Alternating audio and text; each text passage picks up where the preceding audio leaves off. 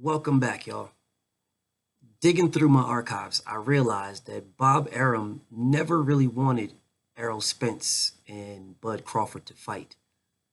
Let's take a look at how I know. Oh, Dad. Oh, Dad. Joshua did not want this fight. And he didn't want it for a reason. Because Deontay Wilder is the most fiercest puncher in boxing history.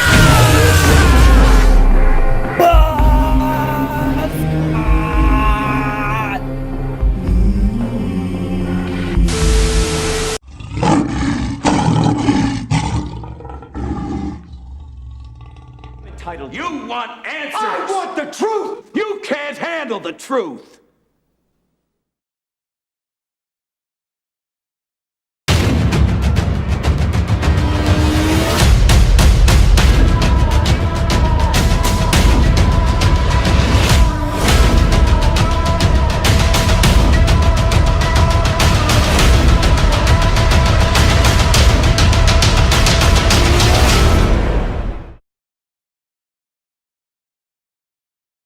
In 2016, in October, Bob Arum did an interview where he was asked about his fighter at the time, Manny Pacquiao, fighting Errol Spence.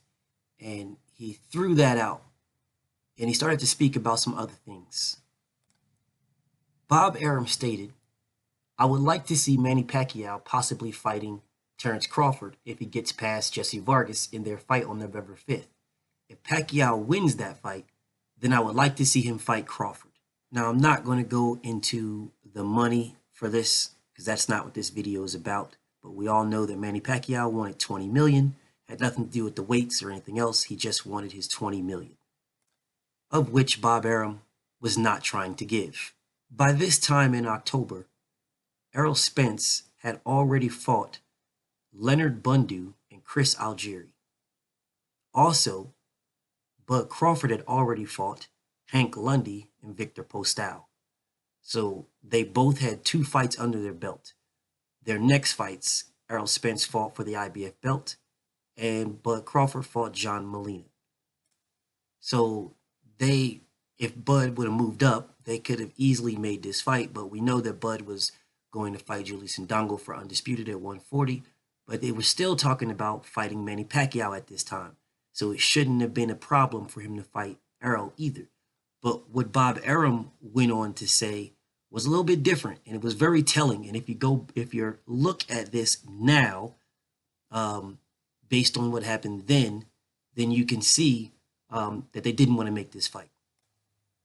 The author of this article wrote, "A fighter that Arum doesn't think is ready to fight Pacquiao is unbeaten #1 IBF welterweight contender Errol Spence Jr., who he sees as an unproven prospect at this point." Mind you, he had 21 wins. He was 21-0 with 18 knockouts, but whatever. He says, "It's unclear why Arum considers Spence a prospect when he's ranked at the top of the IBF rankings, but that's how Arum sees him." Here's the problem with that. Green Beans was 21-0 with 1 draw. Errol Spence didn't have any draws. But Errol Spence was a prospect, not ready for a champion. But Green Beans, who had the same record with a draw, Green Beans was not a prospect and he was ready. I know. You'll hit me with that. He was the mandatory nonsense. I know they'll hit me with that, but he wasn't the mandatory because Green Beans fought Ray Robinson to a draw, and that was for the mandatory position. So they were supposed to fight again. So again, that's not what I'm going to be talking about here, but I just want to make sure that these facts are made and I put this in context. They keep saying, but Green Beans was an Olympian, so that's why he was good competition. But again, no one was calling Green Beans a prospect. Well, Green Beans was an Olympian only because only 4 people in the entire country of Lithuania went to the Olympics. That's the only reason why. Errol Spence went to the Olympics as well.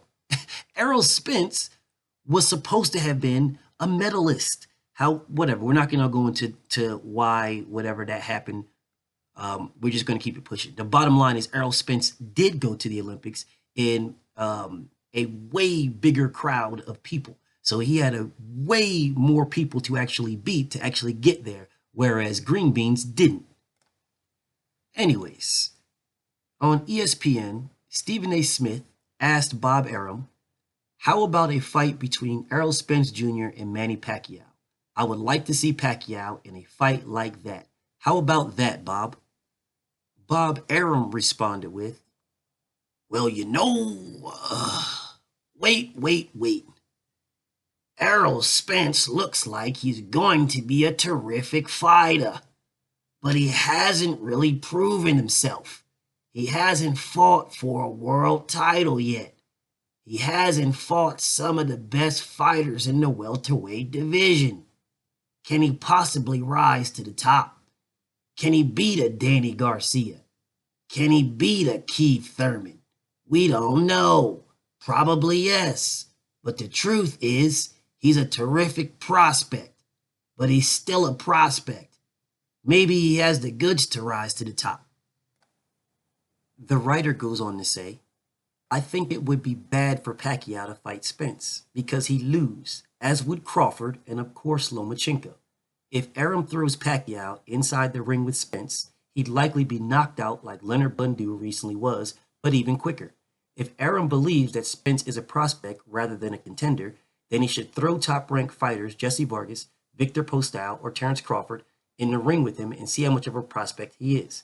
I think it would be interesting to see how long those fighters last against Spence. I don't think Arum would even consider for a second to let any of those guys fight Spence. But if he actually believes he's a prospect, then he needs to test him with those guys. Now, I know people are going to say, this guy doesn't know what he's talking about. Victor Postol, Lomachenko.